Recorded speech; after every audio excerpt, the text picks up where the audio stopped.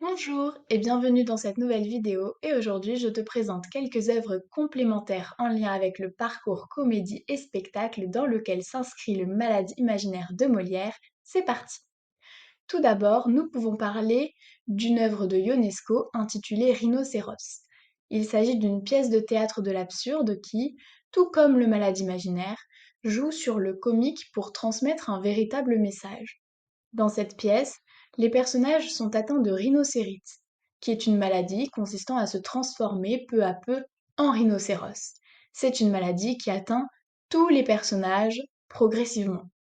Lorsqu'il y a plus de rhinocéros que d'humains, être rhinocéros devient la norme. C'est pour cela que Béranger souhaite également se transformer. Lui aussi, il veut devenir rhinocéros, parce que lui aussi, il veut rentrer dans la norme. Pourtant, il n'y parvient pas, ce qui le désespère parce qu'il se trouve laid comparé à ces animaux. Il veut rentrer dans les conventions sociales. Il tente alors de provoquer sa propre transformation, mais il échoue. Dès lors, il agit comme un résistant et prône sa volonté d'être seul contre tous et de ne pas céder au conformisme. Cette œuvre est évidemment à replacer dans son contexte historique, puisqu'elle est en réaction directe à la Seconde Guerre mondiale et dénonce le conformisme de ceux qui se ralliaient au fascisme et va valoriser la résistance. Nous pouvons maintenant parler d'une autre pièce de théâtre intitulée Art et écrite par Yasmina Reza.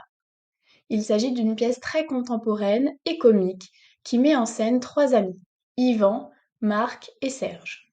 Serge vient d'acquérir un tableau blanc, possédant de fins liserés blancs, au prix de 200 000 francs, ce qui déclenche les moqueries de son ami Marc.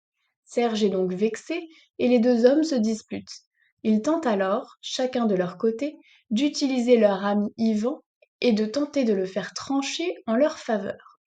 Mais Yvan, préoccupé par son mariage, ne tranche pas et se fâche contre ses amis. Après une longue confrontation, les trois hommes dessinent sur le tableau en signe de réconciliation. Puis quelque temps après, une fois le mariage d'Yvan passé, Marc et Serge effacent leur dessin. Cette pièce nous interroge sur la valeur à attribuer à l'art contemporain. Est-ce vraiment de l'art? L'artiste et l'œuvre sont-ils morts? Mais cette pièce nous pousse aussi à nous interroger sur les relations humaines à travers l'amitié de ces trois hommes.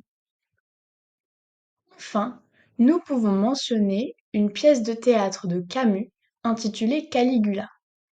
Caligula est une pièce de théâtre absurde qui mêle comique, tragique et spectaculaire afin de transmettre une leçon au lecteur.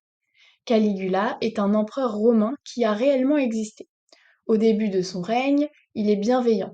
Puis, il s'est rendu compte de l'absurdité du monde lorsque sa sœur Drusilla, dont il était amoureux, meurt.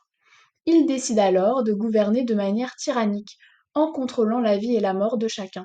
Cela donne lieu à une pièce aux accents spectaculaires qui se situe entre comique, par exemple lorsque Caligula veut qu'on lui ramène la lune, tragique, il se prend pour le destin et tue par simple volonté d'être cruel et de ne s'attacher à personne, ayant peur de souffrir encore et voulant se venger, et spectaculaire, il force les autres à jouer un rôle, à être constamment hypocrite afin d'éviter la mort. Il s'agit bien sûr de théâtre dans le théâtre. Cette pièce est aussi à relier à la situation contemporaine.